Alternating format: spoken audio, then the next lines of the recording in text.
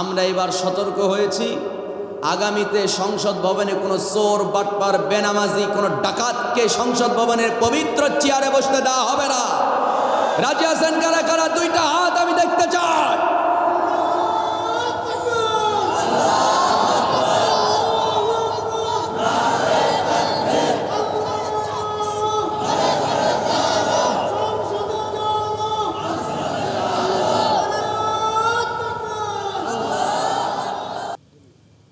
إن الحمد لله الأكرم الذي خلق الإنسان وكرم وعلمه من البيان ما لم يعلم فسبحان الذي لا يحصى امتنانه باللسان ولا بالقلم نشهد أن لا إله إلا الله وحده لا شريك له ونشهد أن سيدنا وحبيبنا ومولانا محمدا عبده ورسوله الذي أرسله بالحق بشيرا ونذيرا وداعيا إلى الله بإذنه وسراجا وقمرا منيرا فقد قال الله تبارك وتعالى في كلامه المجيد وفرقانه الحميد সবাই বলুন আউযু বিল্লাহি মিনাশ শাইতানির রাজীম বিসমিল্লাহির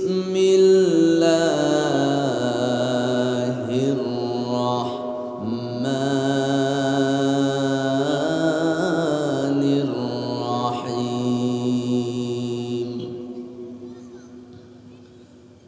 واتل عليهم نبأ الذي آتيناه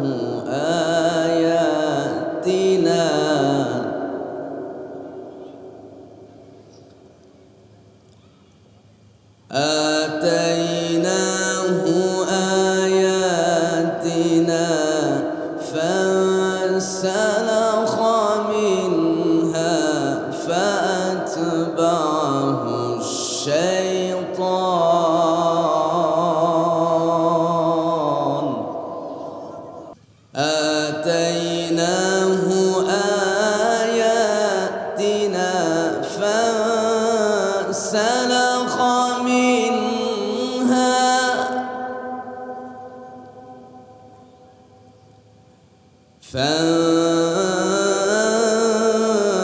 فانسلخ منها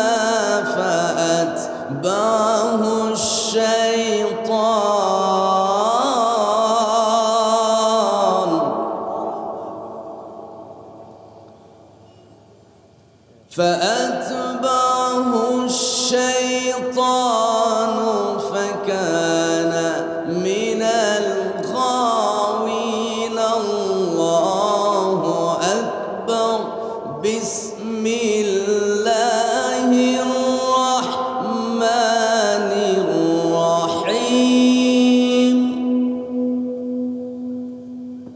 إن الله وملائكته يصلون على النبي يا أيها الذين آمنوا صلوا عليه وسلموا وسلموا تسليما اللهم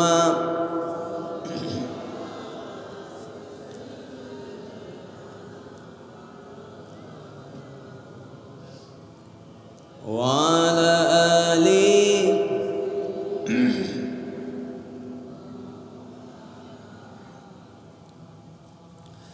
শিবে আবু তালিব সে এক কারাগার কাটলো সেথায় তোমার বহুদিন হলো পার শিবে আবু তালিব সে এক কারাগার কাটলো সেথায় তোমার বহুদিন হলো পার না খেয়ে না ঘুমে কত রাত কেঁদে কেঁদে দিন কায়েমের তরে ধৈর্য ধরে ধরে হে রাসূল এসে গেল বদর খন্দক পরীক্ষা জানমাল দিয়ে শেষ হলো সকল পরীক্ষা অবশেষে হয়ে গেল দিন কায়েমের বিজয় তরী রাসূল আমার বলে দিলেন খায়রুল কুরুনি করনি আল্লাহুম্মা সাল্লি আলা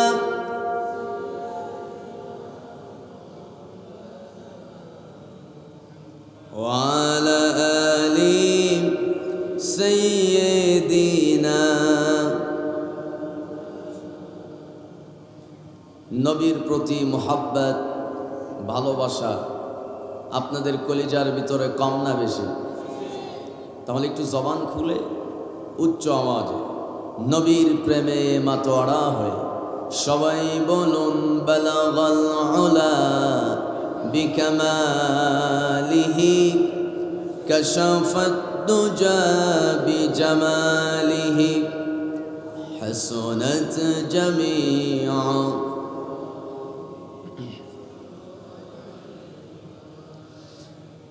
ميدوره مجبوره أو سيد عالم दीदार देखा दे नहीं आवाज सुना दो बलगल उला बिकमालिही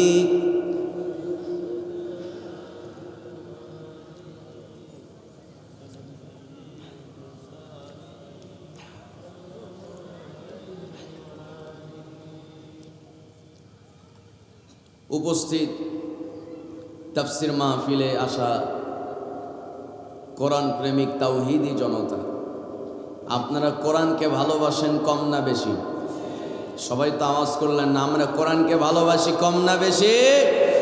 কারা কারা কোরআনকে ভালোবাসেন দুইটা হাত উঁচু করে আল্লাহকে দেখায় দেন।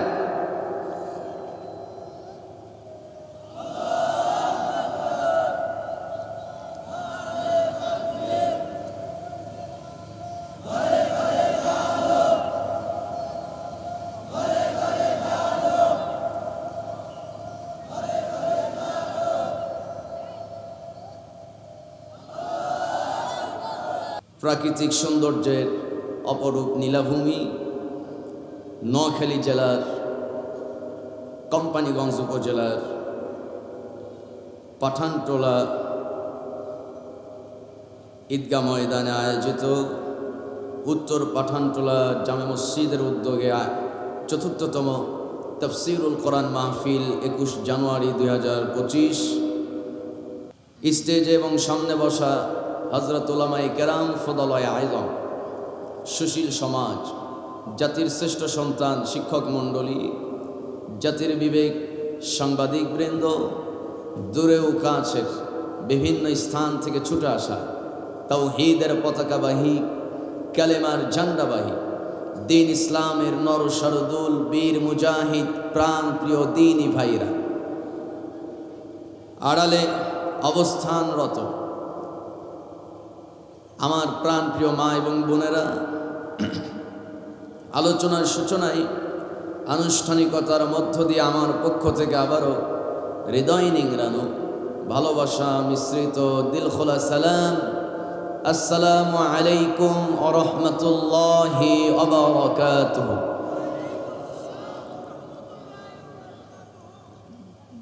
সবাই কেমন আছেন? জবাবটা একটু ভেজা ভেজা মনে হলো। নোয়াখালীবাসী কেমন আছেন? আমরা এবার সতর্ক হয়েছি, আগামীতে সংসদ ভবনে কোনো চোর বাটপার বেনামাজি কোনো ডাকাতকে সংসদ ভবনের পবিত্র চেয়ারে বসতে দেওয়া হবে না। রাজি আছেন কারা কারা? দুইটা হাত আমি দেখতে চাই।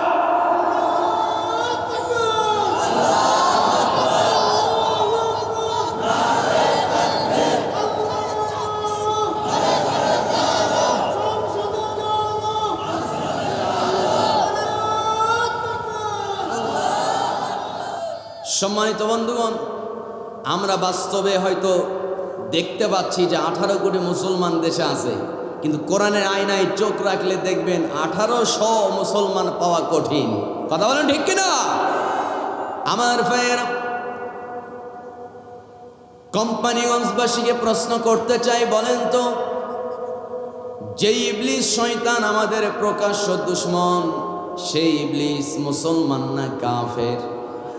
সবাই জবাব দেন, মুসলমান না কাফের? এই কথা কোরআনে আছে না নাই?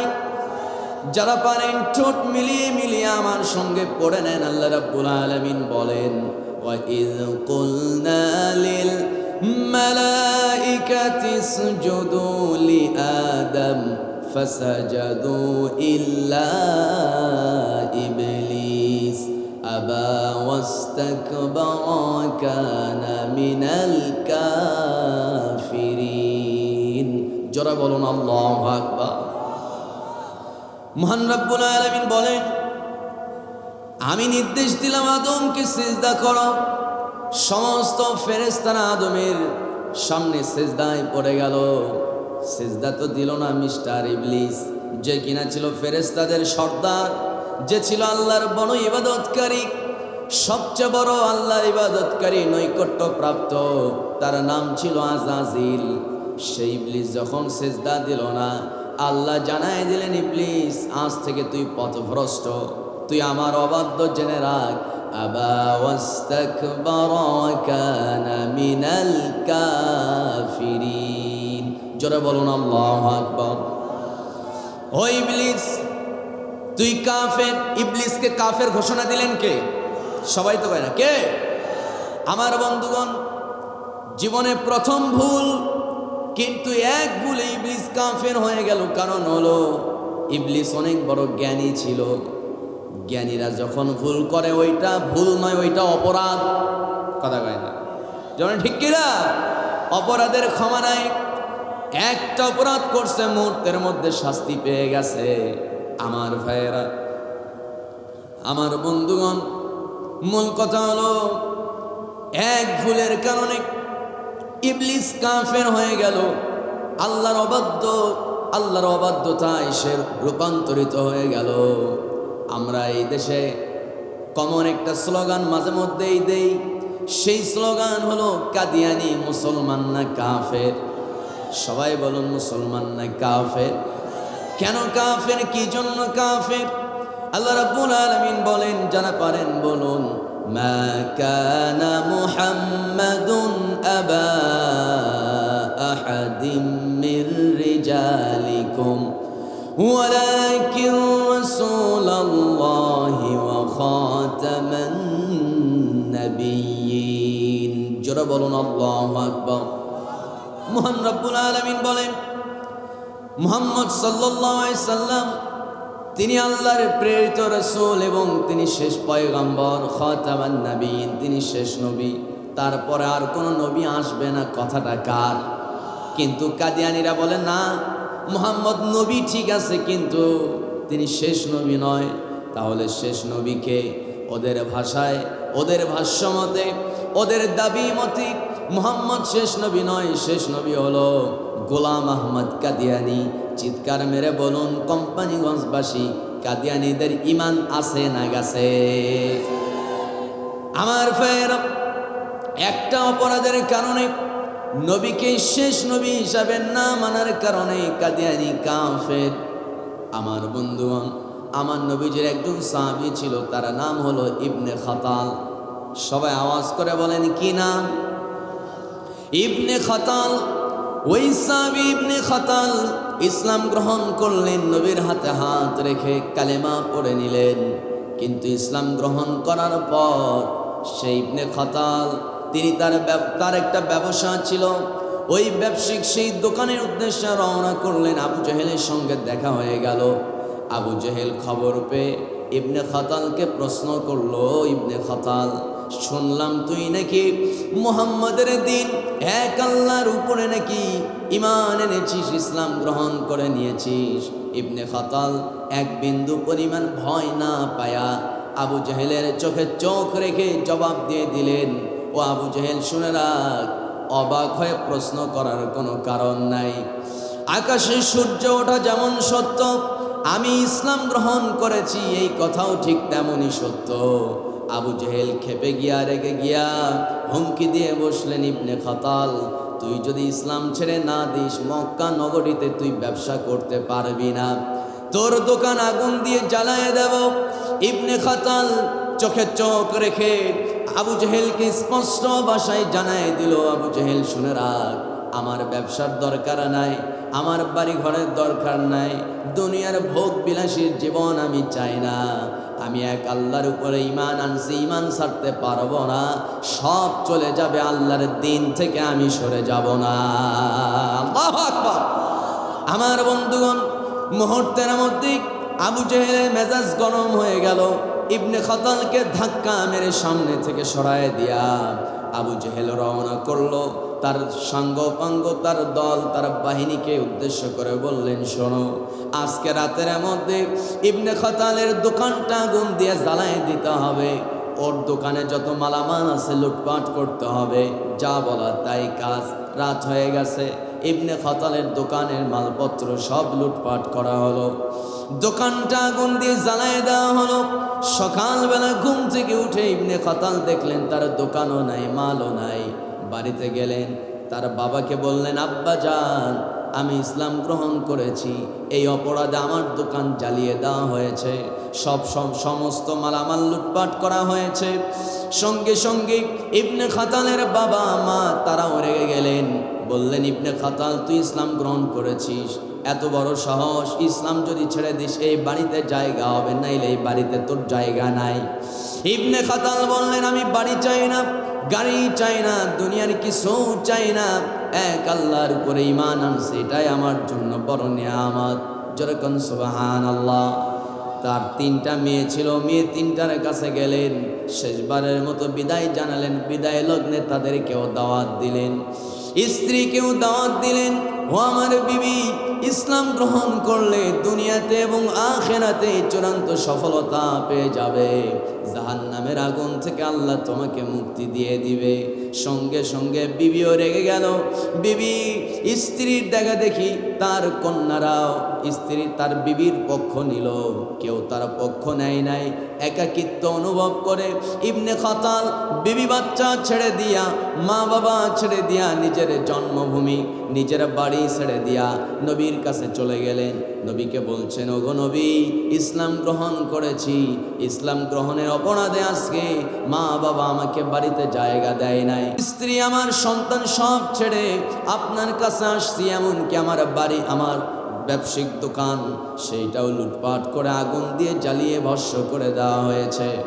আমার বন্ধুগণ, আমার ভাইয়েরা, আপনি যখনই কোরআনটা পরিপূর্ণভাবে মানবেন, একদল সুবিধাবাদী ইসলাম বিরোধী নামধারী মুনাফিকরা তারা আপনার বিরুদ্ধে অবস্থান নেবে। এখনো সেই রকম মুনাফিক আমার দেশে আছে না নাই? চিল্লায় বলতে হবে, আছে না নাই? বিগত 17টা বছর বিএনপি জামাতের উপরে যেই জুলুম আর নির্যাতনের স্টিম রোলার চালু করে দিয়েছিল আওয়ামী লীগ সরকার, আমার বন্ধুগণ, আমার ভাইয়েরা, সবচেয়ে বড় নির্যাতিত হয়েছে জামাত ইসলামী। আওয়াজ করে বলুন ঠিক কিনা? সব অফিস তালাবদ্ধ, নেতৃবৃন্দকে ফাঁসি দেওয়া থেকে শুরু করে নিয়ে শহীদ আল্লামা দেলোয়ার হোসাইন সাইদি, যিনি শুধু জামাতের একার সম্পদ না, জাতীয় সম্পদ, তাকেও জেলখানায় বন্দি করে রাখা হলো। শুধু তাই না, আমার বন্ধুগণ, আমার ভাইয়েরা, যারা এই কোরআনের আন্দোলন করত, যারা এই কামাতের দিন কায়েমের আন্দোলন করত, নিজের বানানো বাড়িতে রাতের বেলা আরামে ঘুমাতে পারত না। আমার বন্ধুগণ, নিজের মেয়ের বিয়ে, ছেলের বিয়ের অনুষ্ঠানেও তারা থাকতে পারত না, ঠিক কিনা? আমার একটা বন্ধু ছিল, বিয়ে করতে গেছে, বিয়ে করবে, নতুন বিয়ে করতে গেছে, খবর চলে গেল অমুক শিবিরের একজন সদস্য বিয়ে করতে গেছে, বিয়ের অনুষ্ঠান থেকে তাকে উঠায় নিয়ে যাওয়া হলো। এত জুলুম, এত পাশবিক নির্যাতন চালানো হয়েছে। বিনিময়ে তারা কি বর্তমানে বাংলাদেশে আছে? কথা কোন আছে?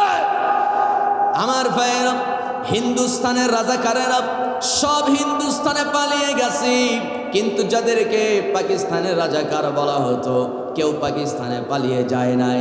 দেশপ্রেমিক সেই সমস্ত সিংহ পুরুষরা বাংলার জমিনেও সাহসিকতার সাথে মাথা উঁচু করে শেষ পর্যন্ত ফাঁসির রশি বরণ করে নিয়েছে, হাসি মুখে, বাতিলদের কাছে মাথা নত করে নাই। যারা ঠিক কিনা? আমার ভাইয়েরা, আমার বন্ধুগণ, এই তাফসীর মাহফিল সবার, অনেক কথায় আঘাত পেয়ে থাকেন। না না, আপনি যদি মনের মধ্যে আঘাত পান, বুঝতে হবে আপনি জালেমদের সঙ্গে মিশে গেছেন। তারা হলো আমার ভাইয়ের। শুধু তাই নয়, শহীদ জিয়াউর রহমানকে হত্যা করা হয়েছে। টার্গেট লাইট মানে কি? শহীদ জিয়াউর রহমানকে হত্যা করা হয়েছে। এরপরে ইলিয়াস আলী, সিলেটের একজন সিংহ পুরুষ, সাহসী নেতা, তাকে গুম করা হয়েছে। সালাউদ্দিন কাদের চৌধুরী, তাকে ফাঁসি দেওয়া হয়েছে।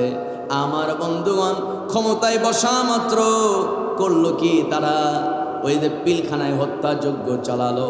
সৎ সেনা অফিসার যারা দেশপ্রেমিক, বড় বড় মেজর, এদেরকে গুপ্ত হত্যা করে দুনিয়া থেকে বিদায় করা হলো।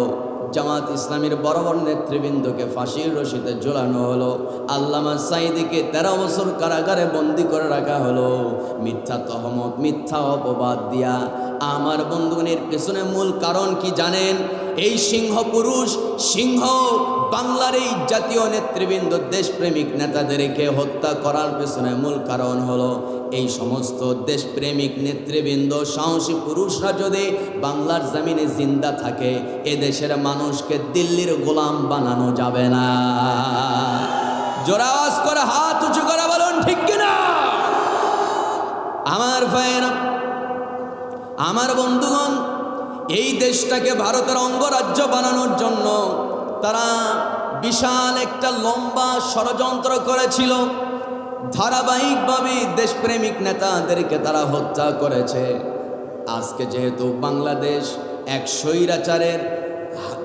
স্বৈরাচারের খপ্পর থেকে, এক স্বৈরাচারের হাত থেকে বাংলার মানচিত্র যেমন আমরা হেফাজত করতে পেরেছি, এই দেশকে আর কোনো স্বৈরাচারের দখলে আমরা যেতে দিব না। যারা ঠিক কিনা? আমার ভাইয়েরা, যারাই হকের পথে থাকবে, যারাই পরিপূর্ণ হকের রাস্তায় অবিচল থাকবে, বাতিলদের রক্ত চক্ষুকে যারা ভয় পাবে না, ওদের সামনে ফাঁসির রশি অপেক্ষা করবে। জেল জুলুম, হামলা, মামলার বোঝা মাথায় নিয়ে চলতে হবে। কিন্তু এই সমস্ত ইমানদার পাক্কা মোমেনরা, তারা কখনো এই স্বাভাবিক দুনিয়াবী নির্যাতনের পরোয়া তারা করে না। কারণ তাদের কলিজা জুড়ে সবচেয়ে বেশি যার ভয়, আওয়াজ করে বলুন তিনি কে? আমার বন্ধুগণ, ওই সাহাবী ইবনে খাতাল নবীর কাছে গেলেন। নবীকে বলছেন, ও নবী, ইসলাম গ্রহণ করেছে এই অপরাধী, আমার মা বাবা বাড়িতে জায়গা দেয় নাই, আমার স্ত্রী আমাকে পরিত্যাগ করেছে, আমার সন্তানরা আমাকে পরিত্যাগ করেছে। শুধু তাই না, আমার দোকানপাট সব কিছু আগুনে জ্বালায় দিয়া লুটপাট করে নিয়ে গেছে আবু জেহেলরা। সঙ্গে সঙ্গে নবী আমার বললেন, ধৈর্য ধরো, কারণ ধৈর্যশীলদের সাথে আছে কে? আসতে কবেন না, আছে কে? আল্লাহ রাব্বুল আলামিন বলেন, বান্দা তুমি কি জানো, যারা ইমানের পথে অবিচল থাকে এদেরকে আমি বিভিন্ন সময় বিভিন্ন মুসিবতের মধ্যে ফালায় দেই। আল্লাহ তাআলা দারুণ সুন্দর করে বলেন, ওয়ালা নাবলুওয়ান্নাকুম বিশাইইম মিনাল খাউফি ওয়াল জু'i ওয়া নাকসিম মিনাল আমওয়ালি ওয়াল আনফুসি ওয়াস সামারাত। জোরে বলুন আল্লাহু আকবার। আল্লাহ তাআলা বলেন, বান্দারে আমি মানুষকে, ইমানদার পাক্কা মুমিনদেরকে ভয় দিয়া, ক্ষুধা দিয়া, এরপরে তাদের ঘরবাড়ির ক্ষয়ক্ষতি করে, সন্তানের ক্ষয়ক্ষতি করে, তাদের ব্যবসা বাণিজ্য চাকরির ক্ষয়ক্ষতি করে।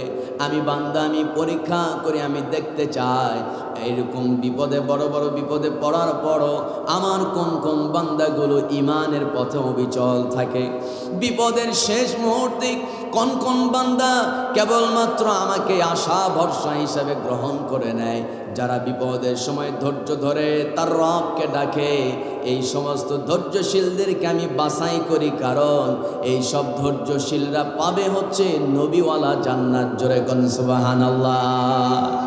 যেই জান্নাতে নবীরা থাকবে, এইরকম সম্মানজনক জান্নাতে ধৈর্যশীলরা সেই জান্নাত পেয়ে যাবে।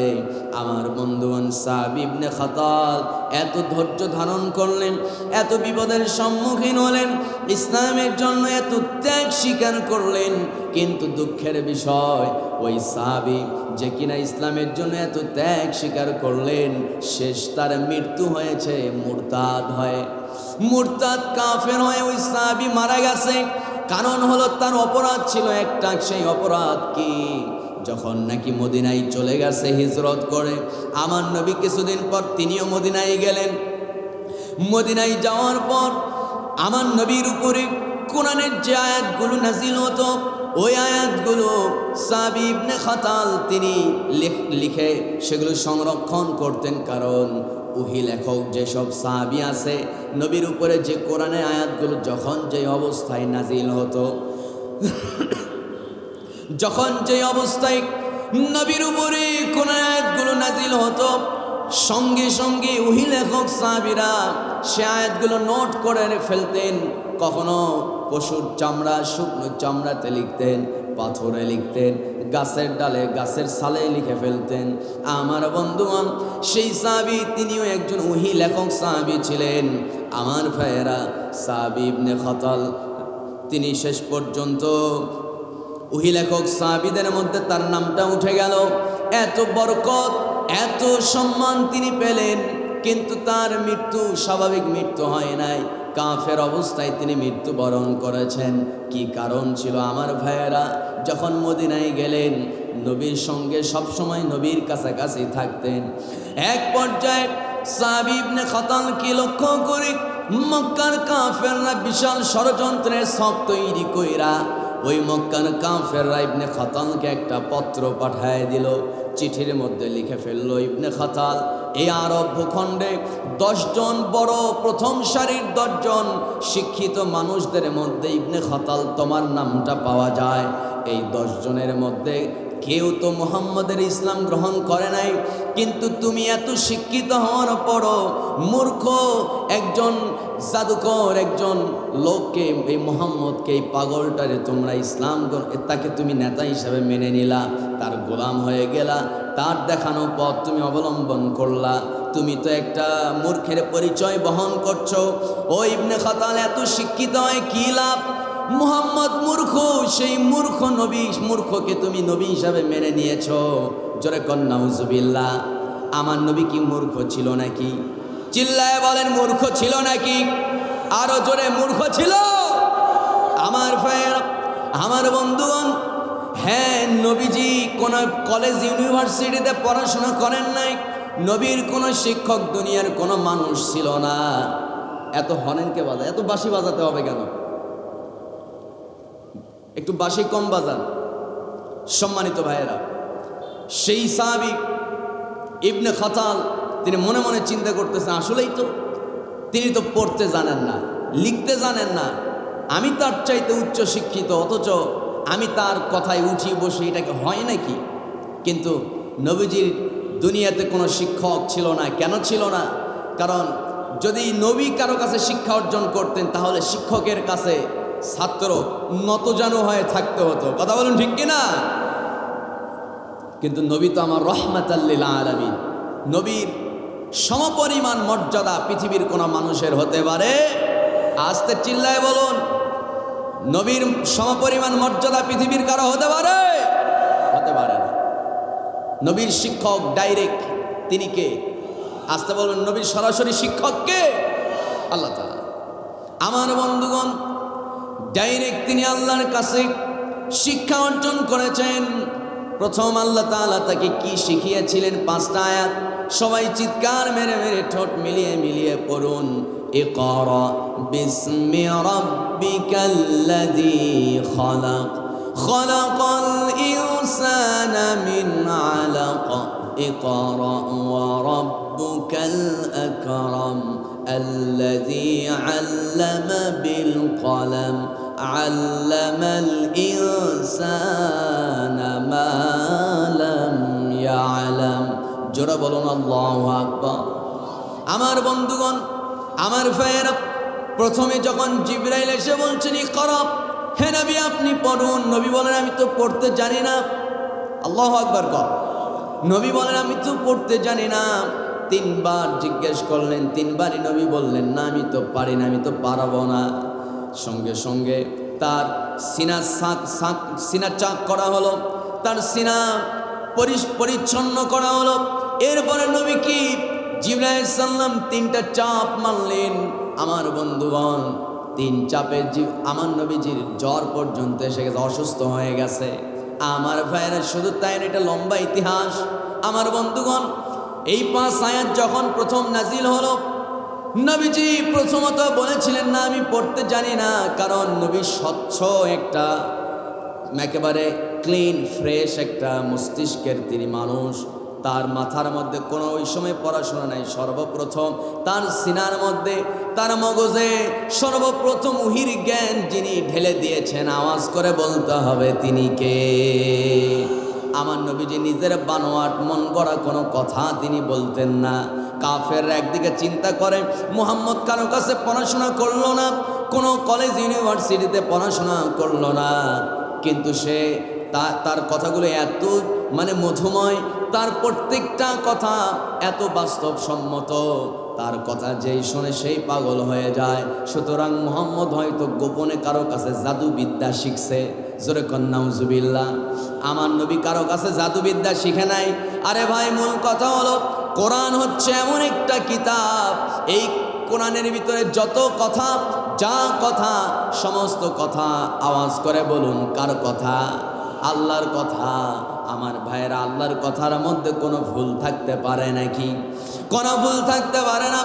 নবীজি তিনি কেমন ছিলেন আল্লাহ বলেন, ওয়ামা ইয়াতিকু আনিল হাওয়া ইন হুয়া ইল্লা ওয়াহয়ুন ইউহা আল্লামাহু শাদীদুল কুওয়া যু মিররাতিন ফাস্তাওয়া ওয়া হুয়া বিল উফুকিল আ'লা। জোরে বলুন আল্লাহু আকবার। আমার ভাইয়েরা, আল্লাহ রাব্বুল আলামিন বলেন মুহাম্মদ প্রবৃত্তির অনুসরণ করে নিজের মন গড়া মস্তিষ্ক প্রসূত কোনো বানোয়াট কথা তিনি বলতেন না। তিনি যা বলতেন, কার কথা বলতেন? আল্লাহ যা শিখাই দিতেন তাই তিনি বলতেন। আল্লাহর শেখানো কথা তো অবশ্যই মানুষের অবাক লাগবে, মানুষ তো আল্লাহর কথায় আকৃষ্ট হবে, এটা জাদুকর বলার কিছু নাই।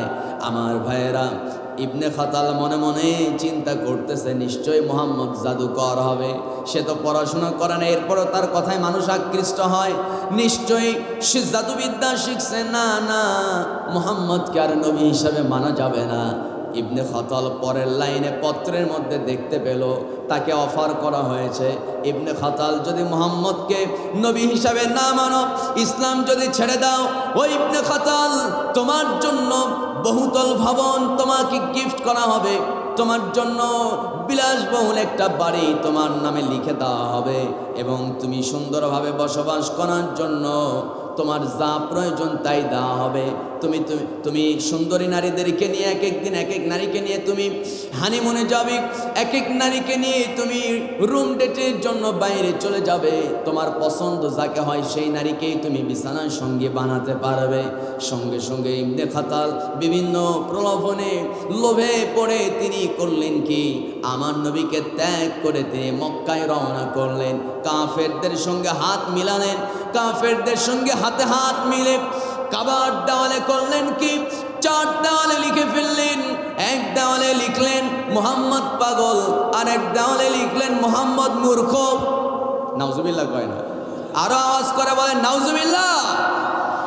আর এক দেওয়ালে লিখলেন মুহাম্মদ জাদুকর, আর ওই লাস্ট দেওয়ালে লিখলেন মুহাম্মদ নারী পিপাসু। জোরে কর নাউজুবিল্লাহ। আমার বন্ধুগণ, আমার ভাইয়েরা, ওই ইবনে খাতাল সে তো ছিল ইসলাম প্রেমিক একজন যুবক ছিল। ইসলাম গ্রহণ করার পর আবার কাফেরদের সঙ্গে হাত মিলালো, কারণ লোভ ঢুকে গেছে। কি ঢুকে গেছে? লোভ ঢুকে গেছে। কথায় আছে লোভে পাপ, পাপে কি হয়? মৃত্যু। ওই সাহাবী ইবনে খাতাল লোভে পড়ে গেলেন এবং কাফের নেতৃবৃন্দের কলিজার ভিতরে ঢোকার জন্য, তাদের কলিজার মধ্যে জায়গা করে নেবার জন্য, তাদের চোখে অত্যন্ত তাদের স্থলাভিষিক্ত হওয়ার জন্য, মানে তাদের পছন্দনীয় একজন সৎ সাহস হবার জন্য ওই ইবনে খাতাল করলো কি, তাদের কলিজার মধ্যে জায়গা করে নেবার জন্য কাফেররা যতটুকু নবীর বিরোধিতা করতে না পেরেছে, ইবনে খাতাল তার চেয়ে বেশি বিরোধিতা করেছে। কাফেররা নবীর বিরোধিতা করতে নিয়ে কোনোদিন কাবার দেওয়ালে মুহাম্মদ মূর্খ, পাগল, নারী লোভী, জাদুকর এই সব কোনো বাক্য কাবার দেওয়ালে লেখে নাই, কিন্তু এই মক্কা পবিত্র কাবার দেওয়ালে নবীর বিরুদ্ধে বাজে মন্তব্য লিখে ফেলেছিল ইবনে খাতাল। আওয়াজ করে বলুন ঈমান আছে না গেছে? আমার বন্ধুগণ, বিগত দিনে আমরা দেখতাম নেত্রীকে যেই পাম মারে তার পদমর্যাদা বাড়ে। অনেক সংসদ সদস্য সংসদে দাঁড়ায় বলে হজরত শেখ হাসিনা। কথা কয় না, আওয়াজ করে বলুন ঠিক কিনা? এই সমস্ত পাম কেন দিত? একটু মানে আজকে এমপি আছে, কালকে যেন মন্ত্রী হয়, বুঝতেছেন কথা? টাকলা মুরাদ কি করলো? আমার বন্ধু অনেকেই মনে কষ্ট পান, নাম ধরে হুজুর কেন বলেন? এরকম কর মতো মানুষ আছে না নাই? কন নাম ধরে বলা ফরজ, কারণ যারা প্রকাশ্যে ইসলামের বিরোধিতা করে তাদের নাম ধরে বিরোধিতা করা ফরজ। এই লগ্নে আল্লাহ তাআলা, এই মর্মে আল্লাহ তাআলা সূরা নাজিল করেছেন। সূরার নাম খুবই কমন সূরা, সবার মুখস্থ থাকার কথা। আওয়াজ করে সবাই বলুন তাব্বাত ইয়াদা আবি লাহাবি ওয়া তাব্বা মা আগনা আনহু মালুহু ওয়া মা কাসাব সায়াসলা নারান যাতা লাহাবি ওয়া ইমরাআতুহু حمالة الحطب في جيدها حبل من مسد। জোরে বলুন আল্লাহু আকবার। সূরার নাম কি বলেন? সূরার নাম কি? সূরার নাম তাব্বাত ইয়াদা নয়, সূরার নাম কি? লাহাব। চিল্লায় কোন সূরার নাম কি? সূরার নাম লাহাব। সূরা লাহাব। অনেকে আমরা বলি না যে কুলহু সূরাটা কও, মানে ছোট বাচ্চাকে কুলহু সূরাটা বলো, মানে সূরা ইখলাস এটা জানে না, কিন্তু কুলহু সূরা জানে। আছে না নাই? কোন আমার বন্ধুগণ, এই সূরার নামই দিলেন লাহাব। লাহাব হলো আমার নবীজির চাচার নাম। আমার নবীর রক্তের আপন চাচা হলে কি হবে? নবীর বিরোধিতা করছে, নবীর বিরোধিতা করার কারণে আল্লাহ তাআলা তার বিরোধিতা করে তার নামে সূরা নাজিল করছে, আয়াত নাজিল করছে। চিল্লায় কান আল্লাহু আকবার। সম্মানিত ভাইয়েরা, অনেকেই এই সমস্ত আবুল হাব আবু জেহেলের উত্তরসূরিদের নাম ধরে যখন আমরা কথা বলি, অনেকেই বলে হুজুর নাম ধরে বলার কি দরকার, নাম ধরে বলা ফরজ। চিল্লায় বলুন ঠিক কিনা? সম্মানিত ভাইয়েরা, এই টাকলা মুরাদ কি করলো জাতি দেখেছে, ভুলে যাবেন না। টাকলা মুরাদ বলেছিল বাংলাদেশের রাষ্ট্রীয় ধর্ম ইসলাম, এটাকে মুছে ফেলে ৭২-এর আইনে নাকি ফিরে যাবে। আল্লাহ কয় তুই ৭২ কেন, বাংলাদেশে তোর জায়গা হবে না। কি ঘুমায় গেছেন নাকি আপনারা? সম্মানিত বন্ধুগণ, যারা ইসলামকে নিয়ে কোরআনকে নিয়ে বিরোধিতা করবে তারা কোনোদিন সফল হতে পারবে না। এখন তো নতুন একটা কথা শুনতেছি, কোরআনের সঙ্গে নাকি রাজনীতির সম্পর্ক নাই। ইমান কি আছে না গেছে? চিল্লায় বলেন আছে না গেছে? কোরআনের সঙ্গে রাজনীতির সম্পর্ক আছে না নাই?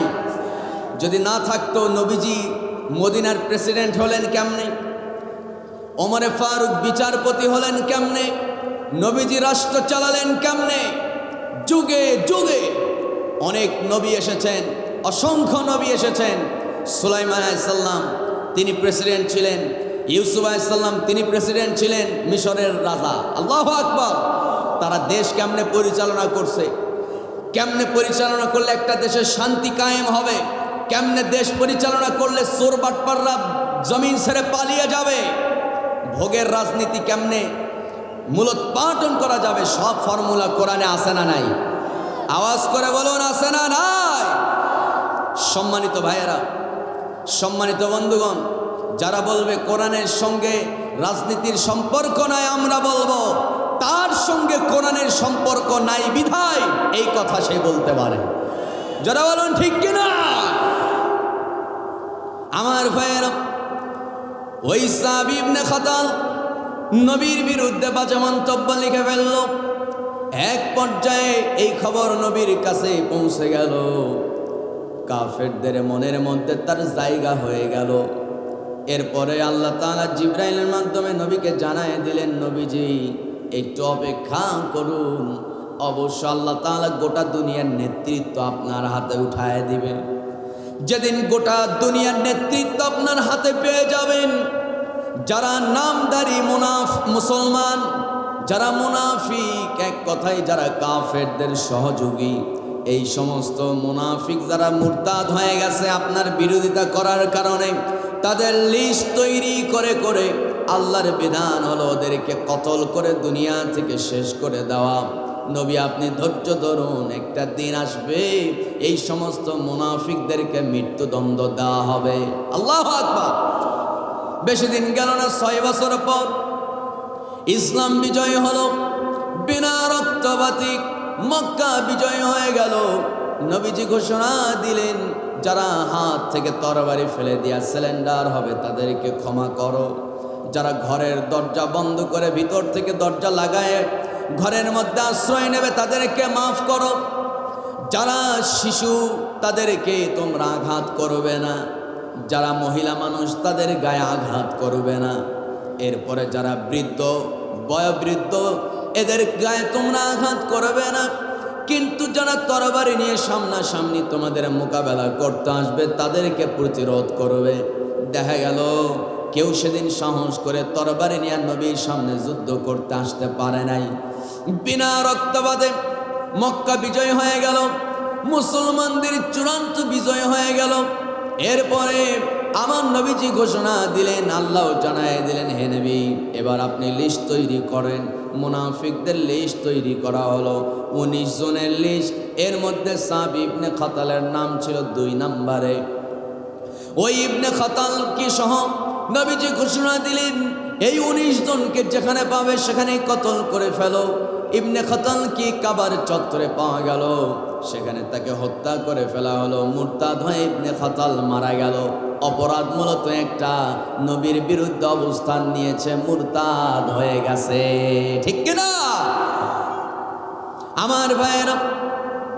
এবার যে আয়াতে কারিমা তেলাওয়াত করেছি, এই আয়াতের হক আদায় করে আলোচনার ইতি টেনে নেব। আল্লাহ রাব্বুল আলামিন কোরআনুল কারীমের শুরু থেকে নিয়ে শেষ পর্যন্ত কেবলমাত্র একজন বিখ্যাত বুজুর্গ আল্লাহর ওলির ইতিহাস তিনি বর্ণনা করেছেন। নবীকে জানায় দেন, জানা পারেন বাড়িতে গিয়ে দেখবেন, কথাটা নোট করে মাথায় সেভ করে নেন।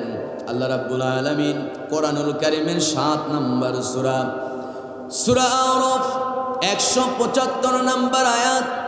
এই সূরার 175 নম্বর আয়াতের ভিতরে আল্লাহ তাআলা নবীকে জানায় দিয়েছেন বিখ্যাত একজন বুজুর্গের কথা। আল্লাহ রাব্বুল আলামিন দারুণ সুন্দর করে বলেন, ওয়াতলু আলাইহিম নাবাআল্লাযী আতাইনাহু আয়াতিনা ফানসালাখা মিনহা فأتبعه الشيطان فكان من الغاوين। জোরে বলুন আল্লাহু আকবার। কি জিমাই গেছেন নাকি? আল্লাহু আকবার বললে অসুবিধা আছে? চিল্লায় আওয়াজ করে বলেন আল্লাহু আকবার। আমার বন্ধুগণ, আমার নবীকে উদ্দেশ্য করি আল্লাহ তাআলা রাসূলকে বলছেন, ওগো নবী, আপনাকে আমি একটা ঘটনা জানাই দেব। বনি ইসরাইল যুগের বিখ্যাত একজন বুজুর্গের কথা। আপনি আপনার উম্মতদেরকে সতর্ক করেন, তাদের সামনে এই ইতিহাস আপনি বর্ণনা করেন। আল্লাহ তাআলা কোরআনে জানাচ্ছেন, ওগো নবী, বনি ইসরাইল যুগে এই বিখ্যাত বুজুর্গ, তার নাম ছিল বালাম ইবনে বাওরা। সেই বিখ্যাত বুজুর্গ তিনি শুধু আল্লাহর ওলি বা পীর সাহেবই ছিলেন না, তার আরেকটা পরিচয় ছিল, তিনি ছিলেন মুস্তাজাবুদ দাওয়া। এখানে অনেক উলামায়ে কেরাম আছে, আপনারা জানেন মুস্তাজাবুদ দাওয়া কাকে বলা হয়, এই উপাধি কার জন্য? মুস্তাজাবুদ দাওয়া এই পৃথিবীতে আসে 100 বছরে একজন। 100 বছরে কয়জন? একজন। মুস্তাজাবুদ দাওয়া তাকেই বলা হয় যার দোয়া আল্লাহ কখনো ফেরায় দেয় না। মুস্তাজাবুদ দাওয়া আল্লাহর কাছে যা দোয়া করে মুহূর্তের মধ্যে যিনি কবুল করে, আওয়াজ করে বলুন তিনি কে? দাওয়া যিনি হবেন মুহূর্তের মধ্যে আল্লাহ তার দোয়া কবুল করে নেন।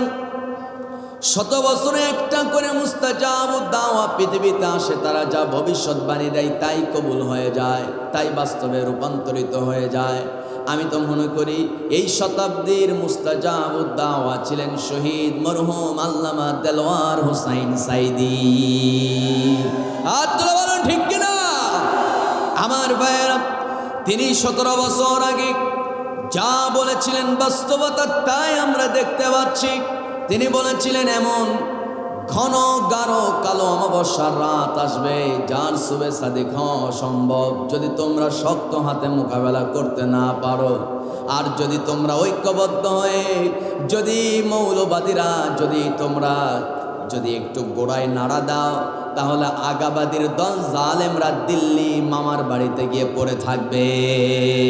কথা বলো ঠিক কিনা? তোমরা যদি শক্ত হাতে মোকাবেলা করো, ওরা পালানোর জন্য একটা ইঁদুরের গর্ত খুঁজে পাবে না। কথাগুলো কানে ভাসতেছে কিনা বলেন? আমার ভাইয়েরা, আমার বন্ধুগণ, যা বলেছেন তাই আমরা বাস্তবতা শুনতে পাচ্ছি। একটা শ্রেণী আছে কথায় কথায় শুধু বলে শিবির শিবির, জামাত শিবির, জামাত শিবির, জামাত শিবির, জামাত শিবির জিকির করে, আসে না নাই? কথা আসে না নাই? আকীদা খারাপ, আকীদা খারাপ, আকীদা খারাপ বলতে বলতে মুখ দিয়ে ফেনা তুলে মওদুদিবাদ, সেই বাদ, ওই বাদ। আমার বন্ধুগণ, এই সব বলে বলে মানুষদেরকে বিতর্কিত করে, কিন্তু না না, জামাত ইসলাম কখনো মওদুদি আকীদায় বিশ্বাসী নয়। মওদুদিকে আকীদার কোনো ইমাম তারা মানে না, আকীদার ইমাম কোনো ব্যক্তিকে তারা মানে না। মূল কথা হলো আমাদের সহজ রাস্তা আল্লাহর নবী তো বলেই দিয়েছেন, তারাকতু ফীকুম আমরাইন লান তাদিল্লু মা তামাসসাকতুম বিহিমা কিতাবাল্লাহ সুন্নাত রাসূলিল্লাহ। নবীজি বলেন, বিদায় হজের ভাষণ, আমার নবীজির শেষ ভাষণ, মৃত্যুর আগে সর্বশেষ ঘোষণা হলো। নবীজি বলেন, ও আমার জাতি, ততক্ষণ পর্যন্ত কেউ তোমাদেরকে পথভ্রষ্ট করতে পারবে না যতক্ষণ পর্যন্ত তোমরা 2টা জিনিস আঁকড়ে ধরবে। 1 নাম্বার হলো কিতাব আল্লাহ। কার কিতাব? চিল্লায় বলেন কার কিতাব? আল্লাহর কিতাব। ওয়াস সুন্নাত রাসূলিল্লাহ, নবীর সুন্নাহ, আল্লাহর কিতাব যদি তোমরা আঁকড়ে ধরতে পারো, পৃথিবীর কোনো শক্তি তোমাদেরকে পথভ্রষ্ট করতে পারবে না। ইমাম আবু হানিফা রহমাতুল্লাহ আলাইহি মৃত্যুর আগে বলেছেন, আমার কোনো কথা যদি ইসলামের বিরুদ্ধে, কোরআনের বিরুদ্ধে যায়, ওটা ছুঁড়ে ফেলো। যদি পক্ষে থাকে গ্রহণ করো, ঠিক কিনা? আমার ভাইয়ের, আমার বন্ধুগণ, যারা এতদিন ফেনা তুলতো, 17 বছর আগে বলে গেছে এমন কোনো পরিবার থাকবে না যেই পরিবারে শিবির থাকবে না, এমন কোনো এলাকা থাকবে না যে এলাকায় জামাত থাকবে না, ঠিক কিনা? আমার ভাইয়ের কথার বাস্তবতা আছে না নাই? চিল্লায় বলুন, আছে না নাই? আমার বন্ধুগণ, মূল কথা হলো আমি বিশ্বাস করি তিনি মুস্তাজাবুদ দাওয়া ছিলেন। তার প্রত্যেকটা কথার বাস্তবতা আজ আমরা দেখতে পাচ্ছি। উনি নাই, কিন্তু অবশ্য আমরা আরও একটা বাস্তবতা সামনে দেখতে পাবো। অচিরে আল্লাহর জমিনে সংসদে কোরআনের আইন চালু হয়ে যাবে। জোরে বলুন ঠিক কিনা? কারণ আগামীর বাংলাদেশ কোনো চোর বাটপাটদেরকে দিয়া এদেশের নেতৃত্ব আমরা আর কায়েম হতে দেব না। সংসদের চেয়ারগুলো পবিত্র, সেই আসনগুলোতে কোনো মোসারু গাজারু চোর বাটপাটদেরকে আগামীর মানুষ আর বসতে দেবে না। সংসদের 300 আসনে বসে থাকবে টুপিওয়ালা, দাড়িওয়ালা, কোরআনওয়ালা। চান কারা কারা? 2টা হাত আমি দেখতে চাই। নারায়ে তাকবীর, হাত নামান। সম্মানিত বন্ধুগণ, আমার ভাইয়েরা, আমরা 53-54 বছর দেখছি মানব রচিত আইন, এবার দেখবো আল্লাহর আইন। জোরে বলি ইনশাআল্লাহ। ব্রিটিশরা বলেছিল, তাদের বক্তব্য হলো চোর ধরা পড়লে জেলখানায় ঢুকে দাও, কিন্তু আল্লাহর এটা কি আইন যে চোর ধরা পড়লে হাত কাটতে হবে? এটা তো মানুষের সঙ্গে বড়ই জুলুম। নাউজুবিল্লাহ কবেন না? কিন্তু আমরা এরকম দৃশ্য দেখেছি, চোর ধরা পড়ছে, গণপিটুনি খায়া মারা গেছে। এরকম রেকর্ড আছে না নাই? তার সঙ্গে এটা কি হলো? ন্যায়সঙ্গত কাজ হলো না জুলুম হলো? জুলুম হয়ে গেল। আমার দেশে যদি চোর ধরা পড়ে, জেলখানায় গণপিটুনি উত্তম মধ্যম দেওয়ার পর ধরেন জেলখানায় পাঠাইছেন। জেলখানায় যাওয়ার পর ওই চোর নতুন আসামি, জেলখানায় ঢোকার পর সাবেক পুরাতন যারা আসামি আছে, ভয়ঙ্কর ভয়ঙ্কর চেহারা, বড় বড় দাগি দাগি মামলার আসামি। একজন জিজ্ঞেস করছে, বেটা নতুন নাকি? হ। মামলা কি গরু চুরি করছি? গরু চুরি করছিস মানে? এত সামান্য মামলা, যা পানি গরম করে আন, গোসল করতে হবে। কাঁপতে কাঁপতে পানি গরম করতে গেছে, মনে মনে ভাবতেছে যে বড় ঝাড়ি খাইলাম, না জানি তার মামলা বুঝি কত বড়। জিজ্ঞেস করছে, বস আপনার মামলা কি? 10টা মার্ডার। মনে মনে চিন্তা করতেছে, ও আকাশের মালিক, একটাবার মুক্তির ব্যবস্থা করো। 10টা কেন, মোটামুটি 20-30টা মার্ডার না করা পর্যন্ত আমি ছাড়তেছি না। কারণ মার্ডার করলে যদি এত পাওয়ার হয়, আমার ওই পাওয়ার দরকার। কথা কয় না? যারা বলুন ঠিক কিনা? চোর জেলখানায় যায়, খুন, মার্ডার, এই সমস্ত বড় বড় মামলার আসামিদের সঙ্গে থেকে এসে খুনের শিক্ষা, খুন করার শিক্ষা নিয়ে বের হয়। ও কি ভালো হয় নাকি? কথা বলে ভালো হয়? ভালো হয় না। আমার বন্ধুগণ, ওই মুস্তাজাবুদ দাওয়া নাম তার বালাম ইবনে বাওরা, বিখ্যাত বুজুর্গ করলেন কি? তিনি একটা ওপেন একটা কথা জানাই দিলেন, আমি পীর সাহেব, আমি কোনো রাজনীতির সঙ্গে জড়িত না। আমার বন্ধুগণ, আমার ভাইয়ের, আমার দেশে এরকম কিছু কিছু হুজুর আছে, বলে যে আমি কোনো রাজনীতি করি না। আছে না নাই? বলে। কারণ এই কথা বললে ওই বিরোধী দল, সরকারি দল, 2 দলের থেকেই হাদিয়া তওবা পাওয়া যায়। হুজুরের বিরোধিতা করবে এরকম লোক আর সমাজে পাওয়া যায় না। কথা বলেন ঠিক কিনা? কিন্তু একজন কোরআনের ধারক বাহক হিসাবে আপনার কথা স্পষ্ট করা দরকার যে আমি মানুষের তৈরি করা কোনো মতবাদে বিশ্বাসী নয়, মানুষের তৈরি করা কোনো রাজনীতি করি না। আল্লাহর মনোনীত ইন্নাদ-দীনা ইনদাল্লাহিল ইসলাম, আমি ইসলামের কোরআনের রাজনীতি করি। জোরে আওয়াজ করে বলতে হবে, ঠিক কিনা? আপনার অবস্থান ক্লিয়ার করা দরকার। পীর সাহেব ওনার অবস্থান ক্লিয়ার করে না, কারণ ওনার অবস্থান ক্লিয়ার করলে হাদিয়া তওবা আসবে না। এরকম দরবারি কিছু ব্যবসায়িক পীর, বুজুর্গ, মুফতি সাহেব আছে না নাই? চিল্লায় বলতে হবে, আছে না নাই? আচ্ছা, ওই মুস্তাজাবুদ দাওয়া বালাম ইবনে বাওরা তিনি ঘোষণা দিলেন, আমি কোনো রাজনীতি করি না। দেখা যায় নির্বাচনের আগে সরকারি দলের নেতৃবৃন্দ, বিরোধী দলের নেতৃবৃন্দ তার কাছে সে দোয়া চাই, হুজুর সামনে ইলেকশন, দোয়া করবেন আল্লাহ যেন জয়লাভ করার তৌফিক দেয়। ঠিক আছে, আমার বন্ধুগণ, হাদিয়া যে যত বেশি দেয় তার জন্য দোয়া, আর দোয়া করলেই যিনি কবুল করে আওয়াজ করে বলতে হবে তিনি কে? কারণ উনি তো মুস্তাজাবুদ দাওয়া, যার জন্যই দোয়া করবে তার দোয়া আল্লাহ কবুল করবে, তাকে আল্লাহ কবুল করে নেবে। এবার মুস্তাজাবুদ দাওয়া, তিনি তার দরবারে বসা। এমন সময় বিরোধী দলের নেতৃবৃন্দ, সরকারি দলের নেতৃবৃন্দ তার কাছে আসছে।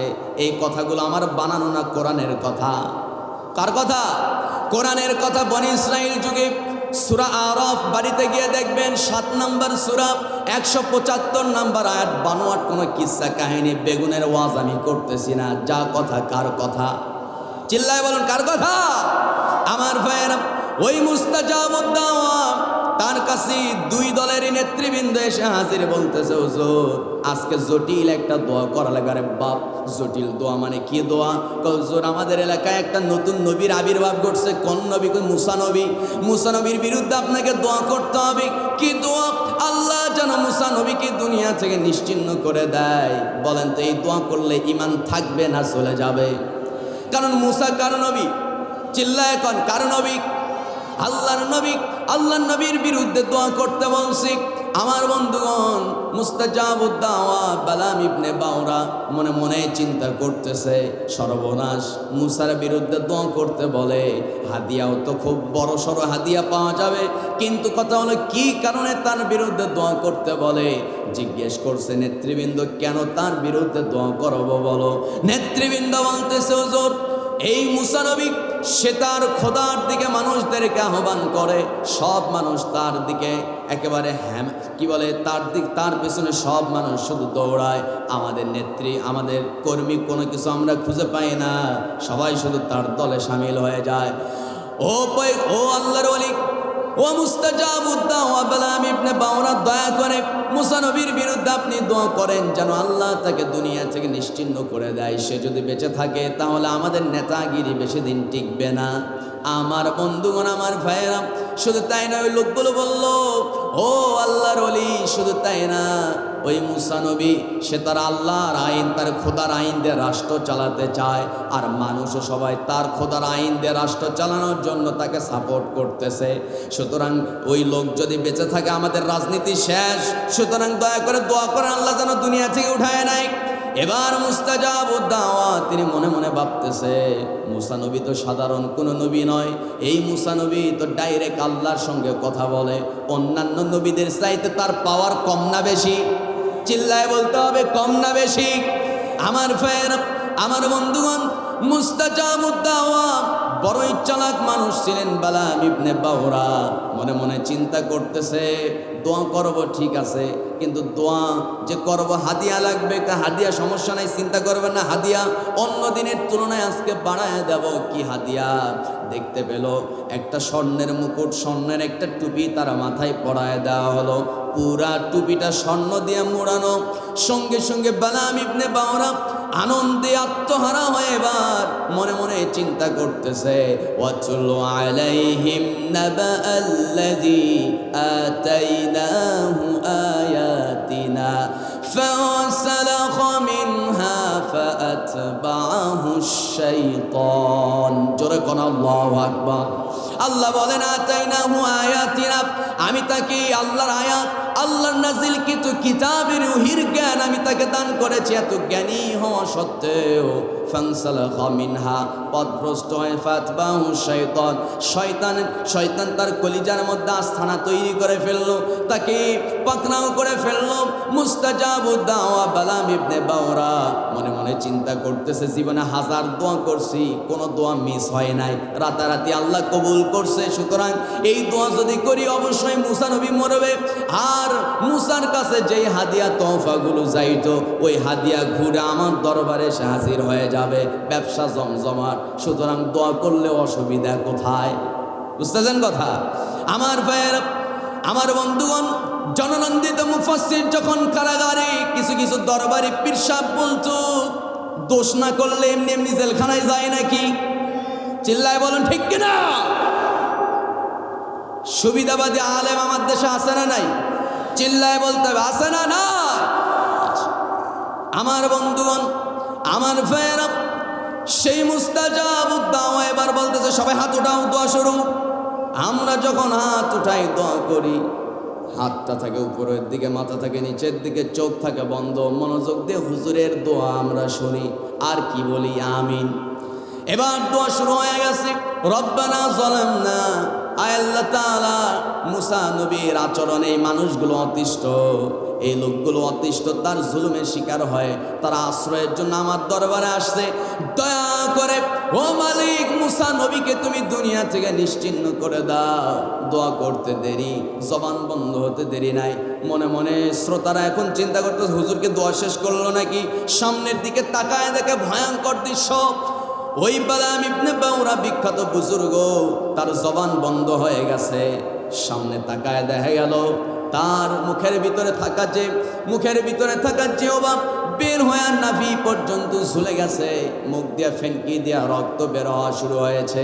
চিৎকার মেরে বলুন, তার ঈমান আছে না গেছে? নবীর বিরুদ্ধে দোয়া করেছে, এক অপরাধী মুরতাদ কাফের হয়ে মৃত্যুবরণ করেছে। আমার বন্ধুগণ, আমার ভাইয়েরা, এখন বলেন তো, আমরা যারা মুসলমান, আমাদের অপরাধ একটা না অনেকগুলো? চিল্লায় বলেন, একটা না অনেক? অনেক অপরাধে আমরা শামিল। আমার বন্ধুগণ, গত কুরবানির ঈদে যখন নাকি সিনেমা হলে একটা সিনেমা উদ্বোধন হলো, সিনেমা উদ্বোধনী অনুষ্ঠানে একজন মুফতি সাহেব গুলশানে তিনি জুমা পড়ান। ওই মুফতি সাহেব তিনি সিনেমা উদ্বোধনী অনুষ্ঠানে দোয়া করতে গেছে। ডানে নায়িকা, বামে নায়ক, আর চলচ্চিত্রের অন্যান্য সদস্যবৃন্দকে নিয়ে সিনেমা উদ্বোধনী অনুষ্ঠানে দোয়া করতেছে, আল্লাহ তাআলা নায়ক নায়িকার হায়াত দারাজ করো, তাদের সিনেমা ভাইরাল করে দাও, ব্যবসায় বরকত দিয়ে দাও, তাদের হায়াত বাড়ায় দাও, আগামী দিনে নতুন নতুন সিনেমা যেন জাতিকে উপহার দেয়। চিল্লায় বলতে হবে, ঈমান আছে না গেছে? আওয়াজ করে বলে, আছে না গেছে? আপনি হুজুর সাহেব হাদিয়া পাইয়া যেমন তেমন নেতার জন্য দোয়া করবেন, আর ওই নেতা ক্ষমতায় গিয়া ইসলামটারে জবাই করবে। দোয়া করার আগে 1000 বার আপনাকে চিন্তা করতে হবে, কারণ সবার জন্য দোয়া করলে কিন্তু ঈমান থাকবে না। বলেন ঠিক কিনা? আমার ভাইয়ের, আমার বন্ধুগণ, মূল কথা হলো ঈমান চলে যায়। ঈমান চলে যাওয়ার মতো বড় বড় কিছু জঘন্যতম অপরাধের কথা আল্লাহ তাআলা কোরআনে ফাইন্ড আউট করেছেন। 10টি কথা উল্লেখ করেছেন, যেই 10টি কারণে মানুষের ঈমান তৎক্ষণাৎ নষ্ট হয়ে যায়, ঈমান শেষ হয়ে যায়। আমার ভাইয়েরা, 1 নম্বর আল্লাহ বলেন, ইন্নাল্লাহা লা ইয়াগফিরু আন ইউশরাকা বিহি ওয়া ইয়াগফিরু মা দুনা যালিকা লিমান ইয়াশা ওয়া মান ইউশরিক বিল্লাহি ফাকাদ ইফতারা ইসমান আযীমা। জোরে বলুন আল্লাহু আকবার। আমার বন্ধুগণ, আল্লাহ বলেন, নিশ্চয় আল্লাহ তাআলা লা ইয়াগফির, ক্ষমা করবেন না। আল্লাহ তাআলা, আপনি যত অপরাধ করেন ক্ষমা আছে, আপনার ক্ষমা হবে। আমার বন্ধুগণ, নবীজি একদিন সাহাবীদেরকে বলছেন, ও সাহাবীরা, তোমরা এই প্রচণ্ড শীতে কাঁপতে কাঁপতে যে ওযু করতেছো, এই যে ওযু করতে নিয়ে তোমাদের ফায়দা কি জানো? ইয়া রাসূলুল্লাহ, জানি না, আপনি বলেন। নবীজি বলেন, যখন তোমরা ওযু করো, হাত যখন ধুতে যাও, এই হাতে করা সগীরা গুনাহগুলো ওযুর পানির সঙ্গে ধুয়ে মুছে সাফ হয়ে যায়। আর একটু আস্তে করুন, সুবহানাল্লাহ। 9:30 বাজে। আচ্ছা, আমার বন্ধুগণ, মূল কথা হলো, আপনি যখন মুখমণ্ডল ধৌত করেন, এই চোখে আমরা অনেক সময় এই চোখ দিয়া অজান্তেই পাপ করে ফেলি। হঠাৎ করে ডান দিকে তাকিয়েছেন, দেখেন যে একজন নারী অর্ধলগ্ন জামা গায়ে দিয়ে হাঁটতেছে। একবার তাকালেন, পরের বার মনে হচ্ছে আরেকটু তাকায়, আরেকবার তাকানোর পর চোখ ফিরায় নিয়েছেন, নারী অনেক সুন্দর, আরেকবার তাকায়, মালটা তো খুব সুন্দর। যুবকরা কথা কয় না? কথা বলেন ঠিক কিনা? এরকম বলার মতো পোলাপান আছে না নাই? আমার বন্ধু, না নাই, কাজগুলো করা যাবে না। কারণ আল্লাহ কি বলেন? যুবকদের জন্য আল্লাহ মেসেজ দিচ্ছেন, কুল্লিল মুমিনিনা ইয়াগুদ্দু মিন আবসারিহিম ওয়া ইয়াহফাযু ফুরুজাহুম যালিকা আযকা লাহুম। জোরে বলুন আল্লাহু আকবার। আমার বন্ধুগণ, রাস্তায় যখন ইমানদাররা হাঁটতে যাবে, রাস্তায় যখন চলতে যাবে, ওই মুহূর্তে ও যুবক ভাইয়েরা চক্ষুটা অবনমিত করে রাখেন, চোখ আপনি হেফাজত করেন। যার জিহ্বা এবং চোখ, এই দৃষ্টিশক্তি এবং জিহ্বা জবান যার নিয়ন্ত্রণে, জান্নাত তার নিয়ন্ত্রণে। আর এই চোখ এবং জিহ্বা যার নিয়ন্ত্রণের বাইরে চলে যাবে, জান্নাত তার নিয়ন্ত্রণের বাইরে চলে যাবে। আমার বন্ধুগণ, কোন বান্দা যখন উযু বানায় আল্লাহর কুদরতি কদমে যখন সিজদায় অবনত হয়ে যায়, আল্লাহ তাআলা রাসূলকে বলেন, আমার বান্দা সিজদায় পড়ে গেছে আমার কুদরতি কদমে, আর ওর মাথায় পাপের বোঝা থাকবে আমি মানতে পারি না। ওই বান্দা আমার সিজদা দিছে আর ওর মাথায় থাকবে পাপের বোঝা, না না না, আমার সিজদা দিছে মানে আমি তার জিন্দেগির গুনাহগুলো মাফ করে দিলাম, সমস্ত পাপ ধুয়ে মুছে আমি আল্লাহ সাফ করে দিলাম। চিল্লায় আওয়াজ করে বলেন আল্লাহু আকবার। আমার ভাইয়েরা, আমার বন্ধুগণ, মূল কথা হলো আল্লাহ বলেন, বান্দা তুমি যেই পাপ করো না কেন, কিন্তু কথা হলো যারা শিরিক করবে তাদের পাপ ক্ষমা হবে না। শিরিক হচ্ছে মারাত্মক জুলুম। ইন্না শিরকা লাযুলমুন আযীম, শিরকের গুনাহ অত্যন্ত মারাত্মক জুলুমপূর্ণ একটা মারাত্মক গুনাহ। এই জুলুমটা হয়ে যায় আল্লাহর সাথে। আমরা কি শিরিক করব নাকি বলেন? চিল্লায় আওয়াজ করে বলতে হবে, শিরিক করা যাবে? আরো জোরে শিরিক করা যাবে? মাজারে গিয়া জোরে জোরে সেজদা মারবেন, ইমান থাকবে না চলে যাবে, ইমান শেষ হয়ে যাবে। আমার বন্ধুগণ, কারো সামনে মানুষ তার মস্তকটা নত করতে পারে না। একজন বান্দা আরেকজন বান্দার সামনে তার মাথা নত করতে পারে না। মানুষ কেবলমাত্র তার মাথা নত করবে কার সামনে? আল্লাহর সামনে নত করতে হবে।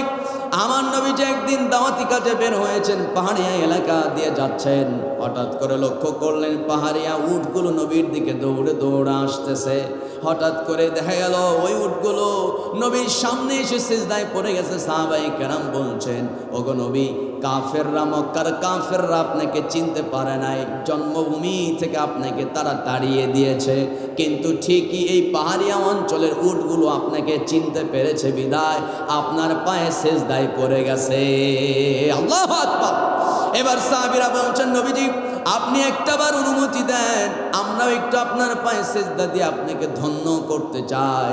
নবীজির ঠান্ডা মেজাজ গরম হয়ে গেল, চোখগুলো বড় বড় করে ক্ষিপ্ত মেজাজে বললেন, সাহাবীরা শোনো, আল্লাহ ছাড়া কাউকে সিজদা দেওয়া জায়েজ নাই। যদি জায়েজই হতো, নারীদেরকে আমি নির্দেশ দিতাম যেন সকাল বিকাল স্বামীর পায়ে সিজদা দেয়। চিল্লায় আওয়াজ করে বলেন আল্লাহু আকবার। কারণ মায়ের পায়ের নিচে সন্তানের জান্নাত, আর ওই মায়ের জান্নাত স্বামীর পায়ের তলায়। আওয়াজ করে কোন আল্লাহু আকবার। আমার ভাইয়ের, কিন্তু নারী জাতি স্বামীকে সম্মান দিতে জানে না। সম্মান দিবেই কোথায়? নারীদের জন্য কোরআন শোনার ব্যবস্থা আমরা করি না। জুমার দিন সবাই আমরা ওয়াজ তাফসীর শুনি, নারীদের জন্য ব্যবস্থা কি আছে? কথা বলেন, আছে? তাদের জন্য নাই, ফতোয়া দিয়া সরায় রাখছি, মসজিদ থেকে দূরে তাদেরকে সরে ফেলছি। আর যখন মসজিদ থেকে তাদেরকে আলাদা করা হয়েছে, ওরা তখন বেছে নিয়েছে স্টার জলসার জি বাংলা। স্টার জলসা জি বাংলার নাটক দেখে দেখে জীবনের চরিত্রের সঙ্গে মিলায়।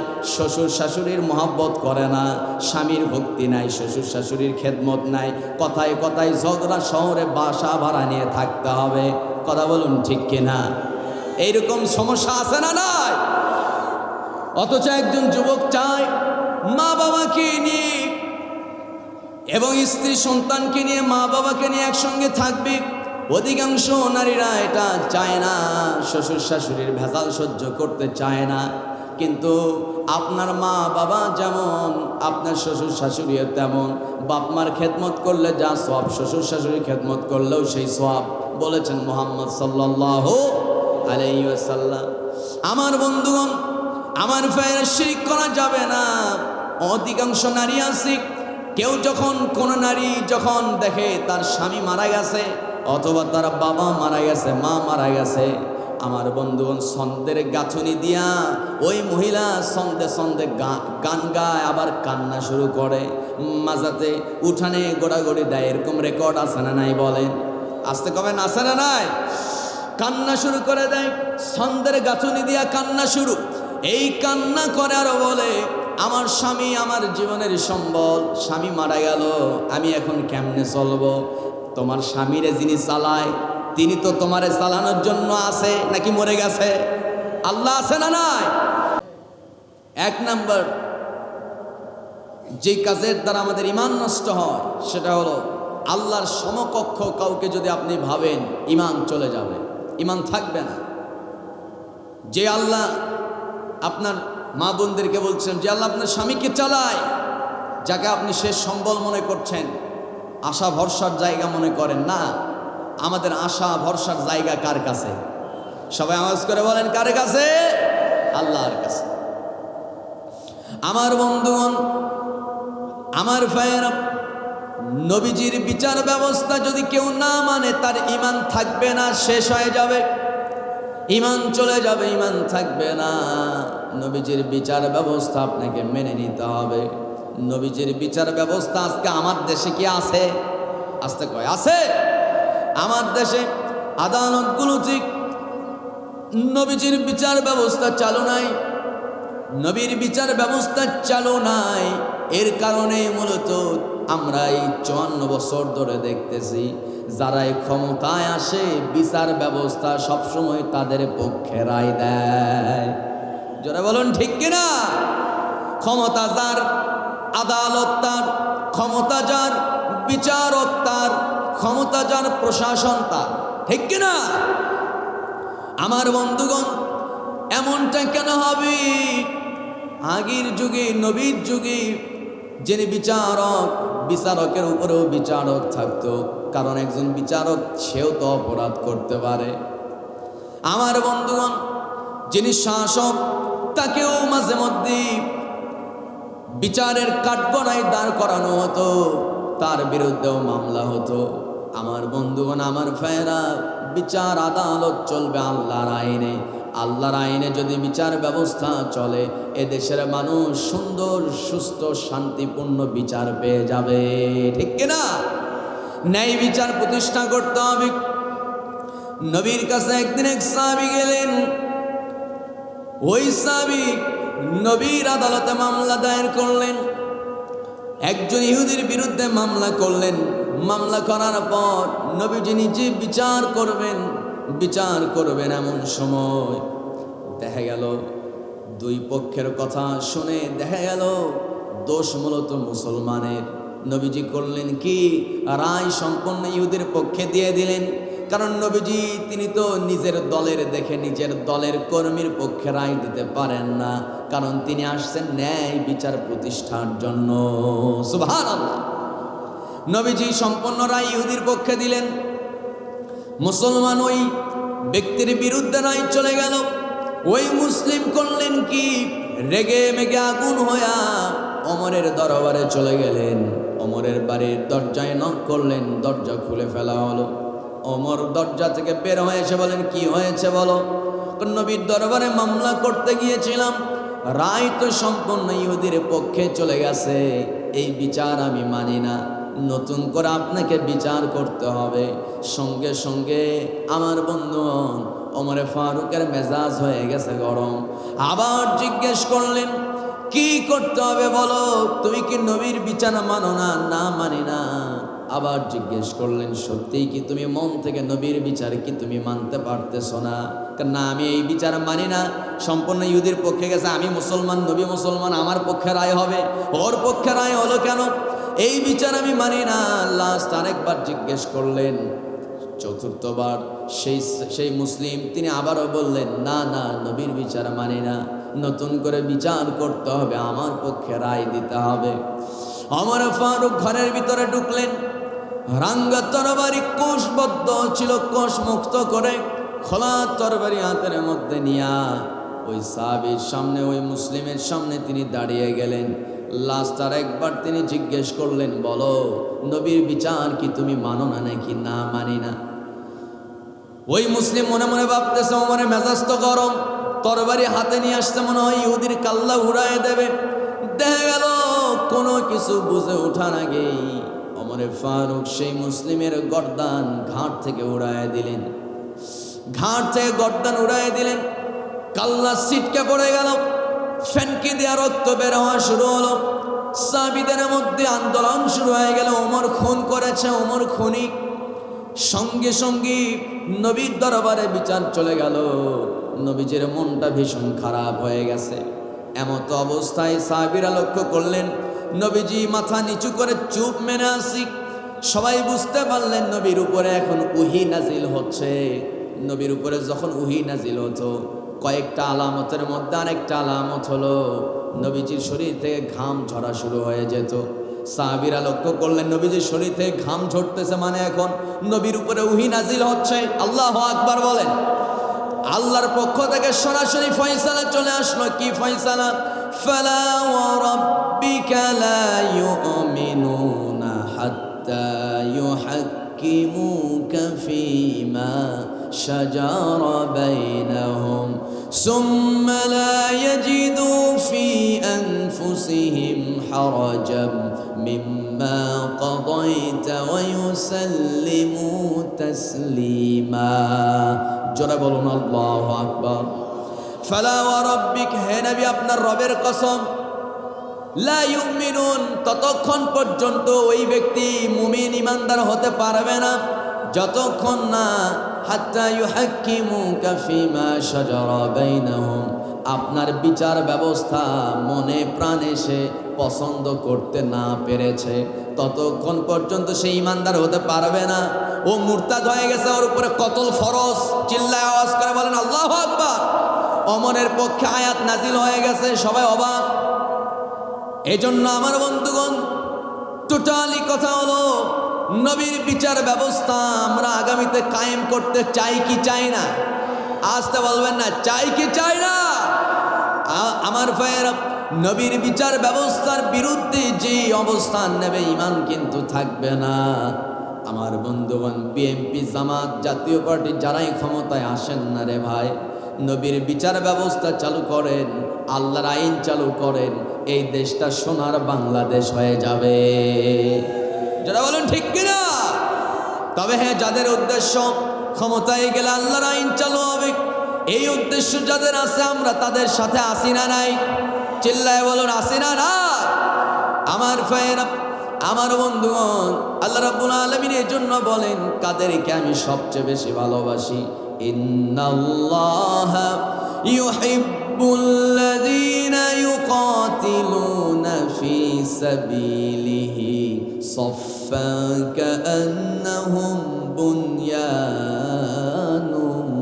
মারসুস। জোরে বলুন আল্লাহু আকবার।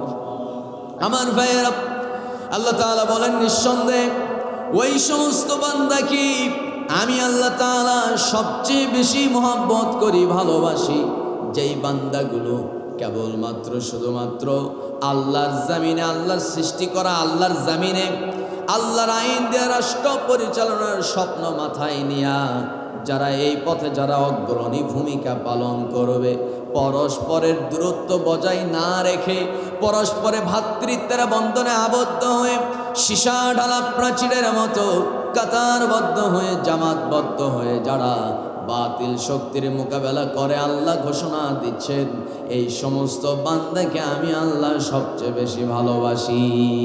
সুবহানাল্লাহ। আমার ভাইয়েরা, আমার বন্ধুগণ, এই সমাজে আপনি অশ্লীল খারাপ কাজ বন্ধ করতে পারবেন না। আপনি অশ্লীল খারাপ কাজ বন্ধ করতে হলে আপনার ক্ষমতা দরকার আছে না নাই? নবীজি একদিন ঘুম থেকে উঠলেন, ঘুম থেকে জাগা পেয়ে তিনি তার কানে লক্ষ্য করলেন, তার কানে আওয়াজ আসতেছে, ঢোল তবলার আওয়াজ, ঢোল তবলা বাজতেছে। নবীজি চিন্তা করলেন এই তো বুঝি ঢোল তবলা পিটায়া এই সমস্ত ঢোলের বাড়ি দিয়া মানুষকে একত্রিত করে বুঝে আবার কারো উপরে জুলুম করা হচ্ছে। যা ভাবা তাই নবীজি রওনা করলেন, মরুভূমির দিকে দ্রুত ছুটতে শুরু করলেন। যাওয়ার পর দেখেন মরুভূমি খোলা আকাশের নিচে অসংখ্য গণজমায়েত, অসংখ্য মানুষ চারদিকে ঘেরাও করা। আমার নবীজি লক্ষ্য করলেন ওই ঘেরাও করা সেই জনগণের মাঝখানে সেখানে একটা গর্ত খনন করা হয়েছে। ওই গর্তের সামনে একজন সন্তানের বাবা একদিনের নবজাতক শিশু, কন্যা শিশুকে কোলের মধ্যে নিয়ে আকাশে ছুঁড়ে মারে, আবার ক্যাচ ধরে, আবার ছুঁড়ে মারে, আবার ক্যাচ ধরে, আর সবাই ঢোলের মধ্যে পিটায়, ঢোল তবলা বাজায়, সবাই আনন্দ উৎসব করে। আর ওই কন্যা সন্তানের বাবা আকাশে ছুঁড়ে মারে, আবার ক্যাচ ধরে, আবার ছুঁড়ে মারে, আবার ক্যাচ ধরে। নবীজি বুঝতে পারলেন এই জায়গায় এখন কি হবে। ওই শিশু নবজাতক মাসুম বাচ্চাটাকে আজকে হত্যা করে ফেলবে।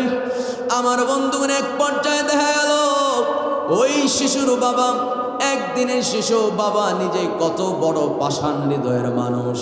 আমার বন্ধুগণ, ওই শিশুটাকে জোরে আছাড় মেরে গর্তের মধ্যে ফেলে দিল। এরপরে বড় একটা পাথর দিয়ে আঘাত করলো, মাথা ফেটে মগজ ছিটকে বের হয়ে গেল।